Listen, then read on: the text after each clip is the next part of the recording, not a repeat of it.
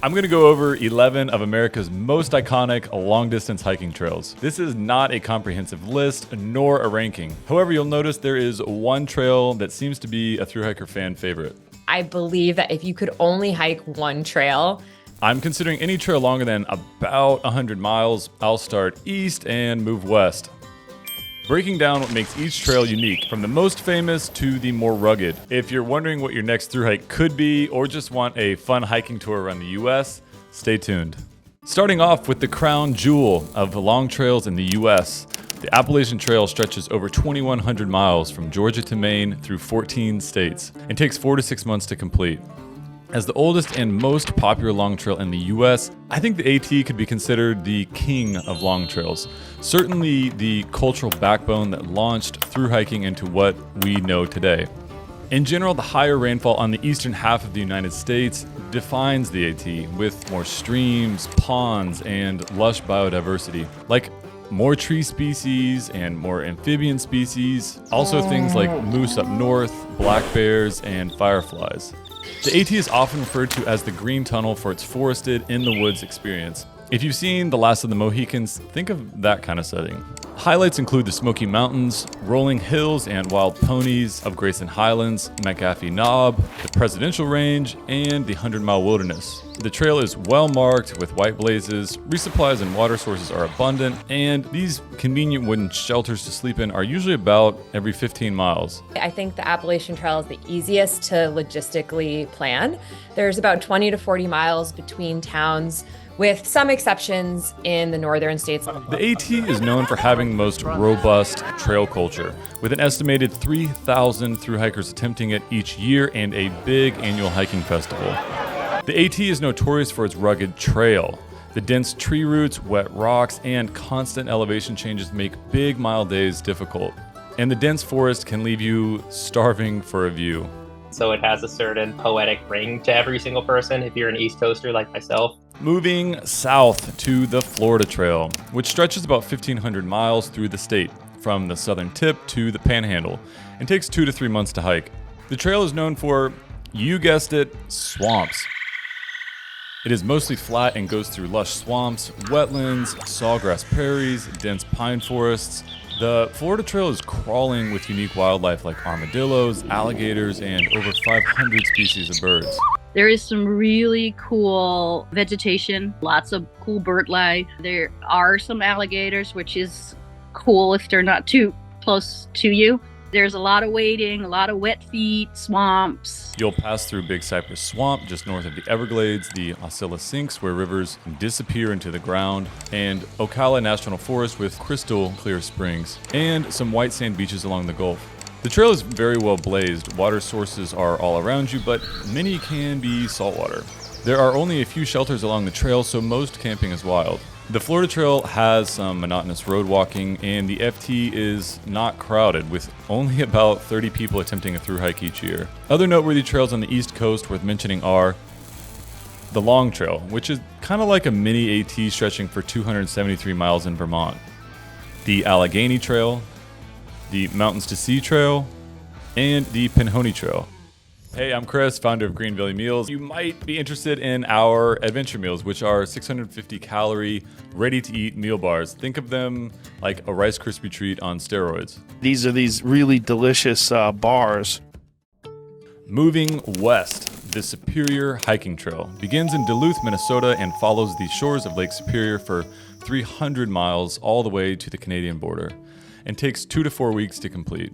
The SHT gets my award for the most underrated trail on this list. With Boundary Waters nearby, this corner of the country is quiet, stunningly beautiful, and the trail has great infrastructure. The trail goes through the lesser-known Sawtooth Mountains, steep cliffs, rocky outcrops, and views of Lake Superior. The SHT is known for rugged and dense wilderness, and there's a high concentration of beautiful aspen trees. And my gosh, I can't imagine a more beautiful place in the fall when the leaves are changing color. You'd be walking through just shimmering seas of gold, crimson, orange. There's truly nothing like it.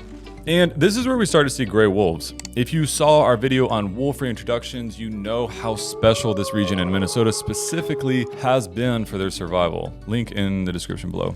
Although Minnesota is generally a flat state, the SHT consistently goes up and down steep, rugged slopes, accumulating a surprising 38,000 feet of elevation. The SHT is really well maintained and has been considered to have the best signage in the country and has frequent designated campsites. You do have to use these campsites. Trail towns and resupply points are relatively common. The abundant water sources means a lot of fun swimming opportunities, but also a lot of mosquitoes in the summer. The SHT is gaining popularity with a few hundred thru hikers each year.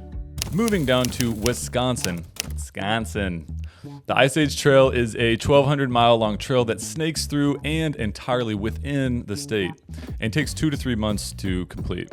It gets its name from the glacial ice that sculpted the land over 12,000 years ago, which left unique landscapes like rocky bluffs and glacier-transported boulders known as glacial erratics. You'll see an entire landscape that was apparently created by glaciers and glaciation, and you'll learn a whole lot of new words like kettle and moraine. The Ice Age Trail gets the most relaxed trail award. It is well marked, has minimal elevation change, and the weather is pretty mild in summer. The trail passes through serene forest and lakes and rivers for ample water sources. The trail regularly weaves in and out of towns, making resupplies easy. And of course, friendly Midwesterners. Every single bar in the entire state offers a special fried fish dish on Friday. I would make sure that I could go into a bar on Friday and get that. There aren't many shelters on the Ice Age Trail, and other thru hikers are not common, with only over 100 thru hikers ever having completed it. This also means a lot of road walking. Wisconsin's really proud of the Ice Age Trail, and there's a really big community of people on a county level that will either do trail maintenance or let you stay at their place. Other trails in this part of the country include the North Country Trail, a whopping 4,800 mile long trail from Vermont to North Dakota, the Buckeye Trail, the Ouachita Trail, the Ozark Highlands Trail, and the Sheltowee Trace Trail. Moving west is when the mountains get big and things get a lot more rural. Look at how much higher, literally, the western half of the US is. Some peaks exceed 14,000 feet. Compare that to the East Coast's 6,000 foot peaks. Which brings us to the crown jewel of the Rocky Mountains. The Continental Divide Trail stretches 3,100 miles from Mexico to Canada and takes 4 to 6 months to finish. Out of the 3 Triple Crown trails, other than the AT and the PCT, I think of the CDT as kind of the adventurer's trail because it is long, remote, and rugged, with extreme temperature swings, and it requires some navigational skills. If you've seen Brokeback Mountain, think of that kind of setting. The CDT goes from the desolate desert landscapes of New Mexico to the epic high-altitude Rockies in Colorado to the vast open plains of Wyoming, and then a finale in Glacier National Park in Montana. I personally think Yellowstone and Glacier are 2 of the most amazing places, especially Glacier National Park. It was just beyond beautiful. The landscapes in the CDT are amazing. There's giant mountain ranges, there's the Wind River Range, and then the entire desert in New Mexico. The CDT is also where mammals get a lot bigger, like bison, mountain lions, elk, and bighorn sheep. And bears go from not only black, but also grizzly, making bear safety a must. The CDT offers several alternate routes, making it kind of a choose-your-own-adventure experience, and might require snow gear like microspikes and an ice axe. Although more trail markers are added every year, other forms of navigation are needed like hiking apps and paper maps. There are no shelters, and resupply spots are more spaced out, often 100 miles or more. And water sources can be very scarce, especially in the desert. Despite its fame, the rugged conditions mean only a couple hundred hikers attempt a thru hike each year. If the CDT is too long for you, consider the 485 mile long Colorado Trail, which is kind of like a mini version of the CDT. Heading southwest, we have the HAYDUKE Trail, an 800-mile route that traverses some of the country's most postcard-worthy landscapes, starting in Arches National Park in eastern Utah and ending in Zion National Park in southwestern Utah. The HAYDUKE Trail crosses through several more national park beauties like Canyonlands, Capitol Reef, Bryce Canyon, and the Grand Canyon. The HAYDUKE is definitely one of the most difficult trails on here. I don't say that lightly. Unlike other more established long trails, the HAYDUKE trail is more of a suggested route. With minimal trail markings, the trail requires real cross-country navigation. Think of the 127 hours setting. It's so remote and it's challenging in the fact that you have to route find. You have to follow your map and walk in a general direction through sagebrush, down canyons and washes. You can see indigenous petroglyphs, and you might spot a Gila monster or a sidewinding rattlesnake. Resupply points are minimal, with towns often hundreds of miles apart. And water is a major concern on the HAYDUKE, often days apart. Many hikers will actually arrange food caches or shuttle supplies. I ended up burying food caches along the way that I had to drive out to different locations before I started hiking to bury them. It is also hot as often exceeding 100 degrees and extremely dry. And know that while beautiful, hiking through these national parks requires permits. If you want a challenging adventure through hike, the HAYDUKE might be for you. For me, it was next level when it comes to through hiking, to backpacking, because of the remoteness. Neighboring the HAYDUKE is the Arizona Trail. The AZT stretches 800 miles from Mexico to Utah, slicing through the middle of Arizona. A through hike takes about 6 to 8 weeks. You can think of the AZT as the HAYDUKE's more friendly neighbor. Both share a similar length, both are in the Southwest desert, both remote with limited water and towns to resupply, but water sources and trail towns are more common on the AZT. And probably the biggest difference between the two is the AZT is an actual trail with trail signs. It goes through the Sonoran Desert, the Alpine Kaibab Plateau, and fields of cacti and wildflowers. The Grand Canyon is absolutely amazing, especially if you're going northbound. The Arizona desert is surprisingly mountainous. While it's not the most strenuous trail, it has about 100,000 feet of elevation gain. The mountains are definitely higher than most people anticipate. Like there's an 11,000 feet peak. Yeah, so there's definitely some snowy peaks. Elk and javelinas live here, and tarantulas. The AZT is fairly quiet, but with around 300 to 400 through hikers attempting it a year, it is definitely gaining popularity and becoming one of the most popular long trails. Great option for people who want to have that traditional through hiking experience, but don't have the time to commit to 5 to 6 months of hiking. I just love that trail so much. And the Tahoe Rim Trail is a 170-mile loop that encircles, you guessed it, Lake Tahoe, which can take about 10 days to complete. The TRT goes through California and Nevada and offers tasty views of the famous lake and surrounding Sierra Nevada mountains. Lake Tahoe is the largest alpine lake in North America. Truly a unique geological feature within this country. The TRT has wide open alpine views, pristine forests, wildflower-filled meadows, and of course, that crystal clear lake along the way. The trail is moderate in difficulty and well marked with established campsites. Resupply points are accessible with road crossings and nearby towns. Permits are required for overnight camping and Desolation Wilderness. With it being a dry forested environment, it is reasonable to expect the possibility of smoke anywhere between July through October. Because it is a more approachable trail near a big tourist destination, sections of the TRT can be busy. The TRT has been estimated to receive 400,000 visitors a year. Now on to the West Coast and the big mama bear that is the Pacific Crest Trail. At 2,650 miles long, the PCT vertically stretches from Mexico to Canada through California, Oregon, and Washington, and takes 4 to 6 months to complete. If the AT is the king of American hiking trails, I feel like the PCT is the queen.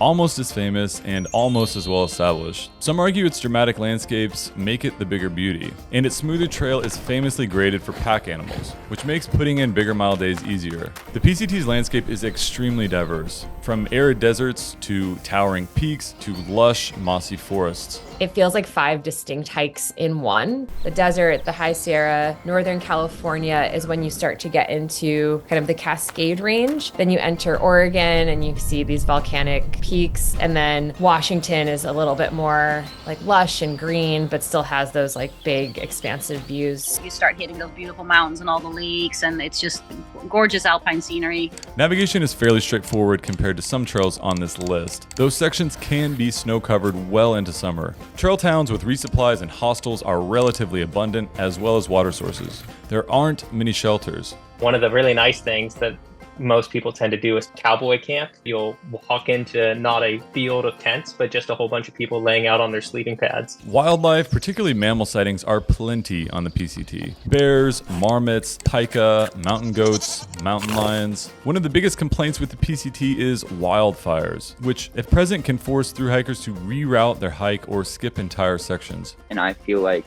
the PCT in particular hits a really sweet spot in terms of the effort you expend and the difficulty of undergoing the hike versus the reward that you get afterwards. It's awesome because it'll give you a trail that's incredibly rewarding and actually not that difficult at all.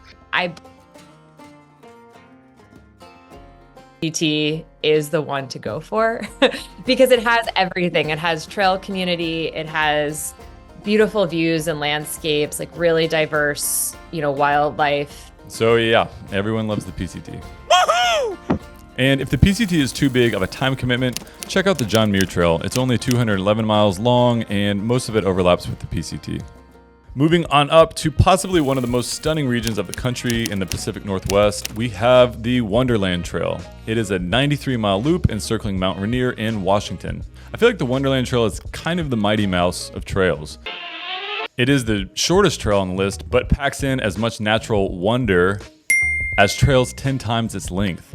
Old-growth forests, roaring waterfalls, glacier-fed rivers, alpine lakes, meadows, and views of the Cascades. Navigation is straightforward with well-marked signs and campsites. It does have some dramatic elevation changes, gaining and losing over 22,000 feet. And perhaps the biggest drawback with the Wonderland Trail is access. Because this loop is short and easy to do as a week-long vacation, and because it packs in so much beauty, there's a lot of demand. Hikers can either try their luck at a lottery-style permit or walk-up permits with limited options. And last, but definitely not least, we have the Pacific Northwest Trail, stretching 1,200 miles from the Rocky Mountains in Montana to the Pacific Ocean in Washington, and takes 2 to 3 months to complete.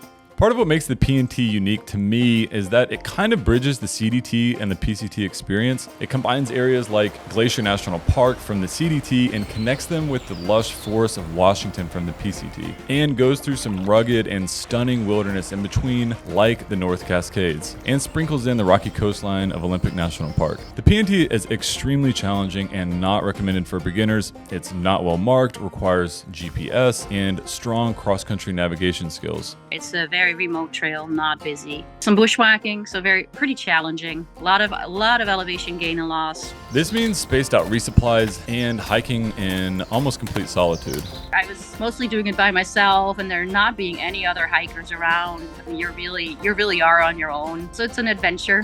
Other trails in this region are the Oregon Coast Trail, the Oregon Desert Trail, and the Timberline Trail.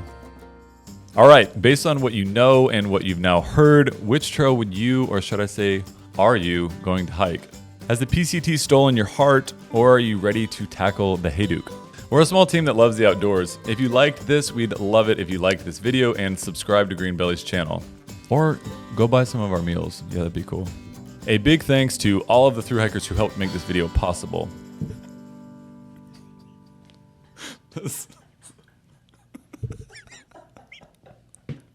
All right.